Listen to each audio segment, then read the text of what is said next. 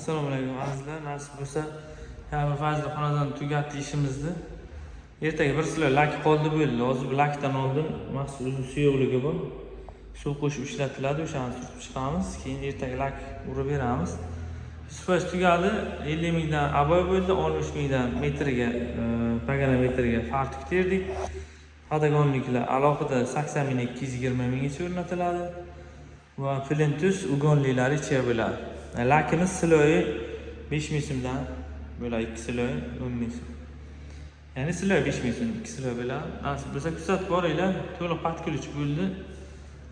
17-20 million atrofida pul sarflanyapti. Mana shu 6.5 ga 3.40 lik oshxonamizga, ya'ni kafillari, patologi, pollari, aboy ustaxti 20 millionga yaqin bo'ladi.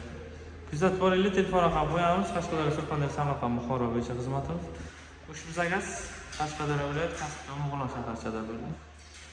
Dekor bo'lgan o'rta qismi mana. Yonbosh plastik variant, qimmat 65 minglik variant, 65 mingdan sotib olishgan.